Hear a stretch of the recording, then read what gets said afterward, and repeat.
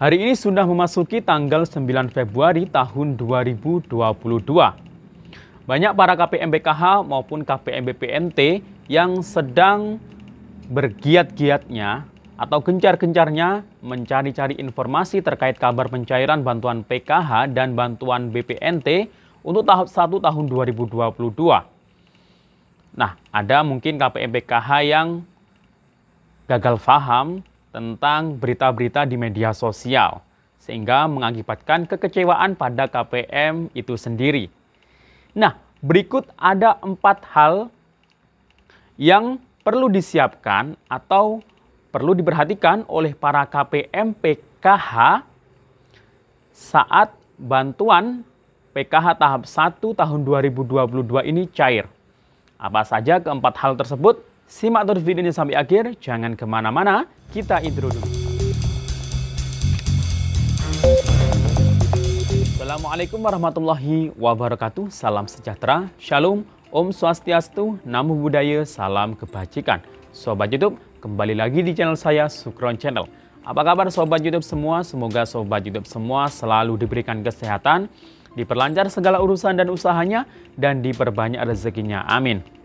Sobat YouTube, pada video kali ini saya akan memberikan informasi terkait kabar pencairan bantuan PKH tahap 1 dan juga bantuan pangan non-tunai atau BPNT tahap 1 di tahun 2022 ini. Nah, di bulan-bulan ini banyak sekali para KPM PKH maupun KPM BPNT yang sedang mencari-cari informasi, sedang giat-giatnya menggali informasi terkait kabar pencairan yang pasti. Bahkan mungkin ada sebagian para KPM yang terprovokasi atau mungkin gagal paham terhadap sumber-sumber informasi dari media sosial, sehingga mengakibatkan kekecewaan pada KPM itu sendiri. Nah, berikut ada 4 hal yang perlu disiapkan dan perlu diperhatikan dan perlu dilakukan oleh para KPM PKH di saat bantuan PKH tahap 1 tahun 2022 ini cair. Apa saja 4 hal tersebut? Simak terus video ini sampai akhir.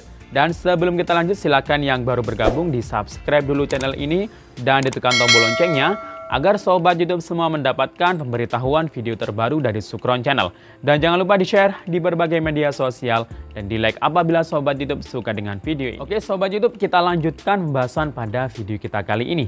Nah, sebelumnya saya mengucapkan banyak terima kasih kepada para Sobat YouTube semua yang selama ini sudah mendukung channel ini hingga channel ini sudah bisa mencapai perkembangannya hingga hampir mencapai 200.000 subscriber.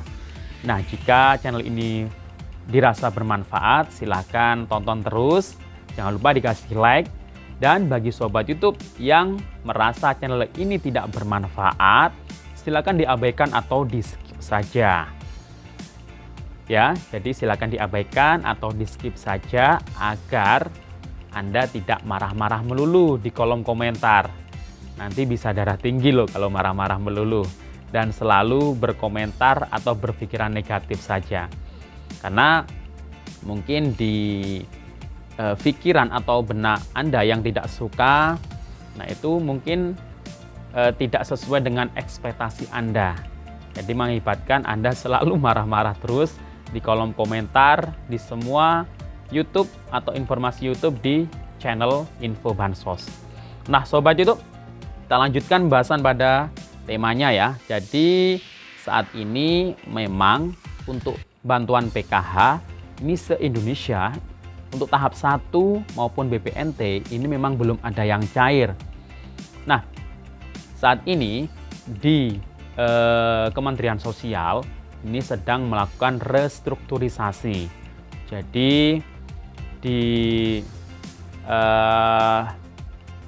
tata kelola ulang untuk struktur organisasi yang ada di Kementerian Sosial. Jadi yang dulunya mungkin PKH itu ada di Jaminan Perlindungan Sosial. Nah, saat tahun ini kemungkinan akan beralih ke Daihasos. Kemudian yang dulunya ada Direktorat Penanganan Fakir Miskin yang biasa saya jelaskan dalam video. Nah, di tahun ini nampaknya direktorat tersebut sudah tidak ada lagi atau dihapus. Jadi untuk yang menangani bantuan pangan non tunai itu nanti dialihkan ke direktorat yang lainnya. Nah, jadi ini yang memungkinkan sampai saat ini bantuan PKH tahap 1 maupun bantuan pangan non tunai ini belum bisa disalurkan. Namun jangan khawatir, insya Allah untuk bantuan PKH tahap 1 tahun 2022 akan disalurkan sesuai jadwal ya antara Januari, Februari, sampai Maret.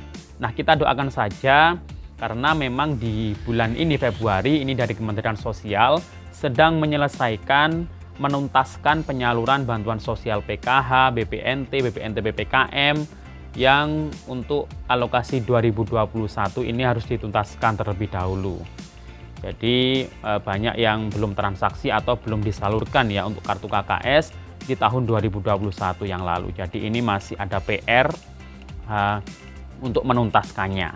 Nah, semoga saja di pertengahan atau di akhir bulan ini semoga bantuan PKH tahap 1 atau BPNT tahap 1 ini semoga sudah bisa diproses. Nah, sebelum bantuannya atau saat bantuannya cair, ada 4 hal yang perlu diperhatikan oleh para KPM PKH. Ini untuk bantuan PKH ya.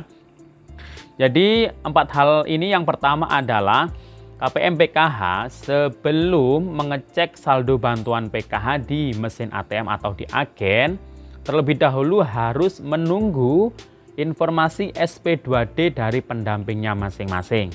Nah, ini yang menjadi acuannya ya. Jadi jangan hanya menerima info dari media sosial, Anda langsung mengecek saldo bantuan di ATM atau kartu AKS-nya langsung dicek. Nah, ini jangan terburu-buru ya. Jadi tunggu dulu atau mungkin jika ada info SP2D yang turun di daerahnya masing-masing, ditanyakan dulu pada pendampingnya apakah namanya ini masuk di dalam SP2D di tahap 1 termin pertama atau tidak. Kalau tidak ada atau belum ada, ya harap bersabar menunggu di termin berikutnya. Seperti itu ya. Kemudian hal yang kedua yang perlu diperhatikan adalah sebelum Anda mengecek saldo bantuan di mesin ATM atau di agen, siapkan dulu kartu KKS-nya, pegang kartu KKS-nya sendiri-sendiri ya. Jangan dititipkan ya. Jadi saya tekankan di sini KKS baik PKH maupun BPNT jangan dititipkan atau dikumpulkan kepada orang lain atau siapapun, kepada pendamping nggak boleh, perangkat desa nggak boleh, siapapun nggak boleh. Jadi harus dipegang sendiri. Kalau bisa mentransaksikan ATM-nya silakan transaksikan sendiri. Kalau nggak bisa, nanti kalau di mesin ATM itu kan biasanya ada satpam bank. Nah, minta tolong kepada pihak satpam bank. Atau bisa juga minta tolong kepada pendampingnya untuk mengedukasi ya. Jadi bukan mengambilkan ya, tapi mengedukasi, mengajari agar bisa menggunakan kartu KKS-nya untuk ditransaksikan. Nah, jadi itu ya, dan simpan kartu KKS-nya dengan baik, jangan sampai hilang, jangan sampai rusak. Kemudian hal yang ketiga yang harus diperhatikan adalah setelah mentransaksikan bantuan atau saldo uang PKH-nya, kalau sudah ditarik tunai, nah ini jangan lupa dokumentasi foto ya. Ini walaupun tidak diperintah oleh pendamping, jadi ini untuk jaga-jaga saja. Nah, jadi kalau nggak punya HP yang ada kameranya, ya bisa mengajak ponakan atau keluarganya lah untuk memfoto, minta tolong difotokan. Kalau bisa ketika di depan mesin ATM atau agen. Nah, kalau lupa ya di rumah nggak apa-apa sih difoto dengan memegang kartu KKS, uang yang sudah ditarik dan struknya yang keluar dari mesin ATM atau mesin gesek. Nah, jadi itu ya. Nanti ya juga untuk laporan juga ke pendamping PKH-nya masing-masing. Jadi apakah saldo bantuan yang masuk di kartu KKS-nya apakah sesuai dengan yang ada di SP2D ya. Nah, kemudian hal yang keempat yang harus dilakukan dan ini wajib sekali, yakni membelanjakan uang bantuan PKH sesuai dengan peruntukannya. Nah, artinya apa? Jadi uang PKH ini kan untuk pendidikan, kesehatan, dan untuk kesejahteraan sosial. Jadi yang punya anak balita, anak usia dini, atau yang ibu hamil, ya dibuat untuk beli makanan yang bergizi, untuk susu, daging, nah bisa ya. Jadi sesuai dengan peruntukannya, nggak boleh untuk kredit sepeda, nggak boleh untuk membeli perhiasan, nah itu nggak boleh ya. Kemudian yang punya anak sekolah, ya untuk perlengkapan anak sekolah, bisa untuk uang sakunya, atau uang transportnya, kemudian untuk membeli perlengkapan sekolah, buku, tas, sepatu, nah itu ya. Kemudian kalau untuk lansia atau disabilitas berat, nah ini bisa juga untuk uang saku ketika atau uang transport ketika mendatangi layanan kesehatan terdekat, misal ke puskesmas. Nah ini bisa untuk uang transportnya untuk para lansia, bisa juga menambah gizi para lansia atau disabilitas. Nah itu ya Sobat YouTube, demikian info dari saya. Sampai jumpa di video saya selanjutnya. Wassalamualaikum warahmatullahi wabarakatuh.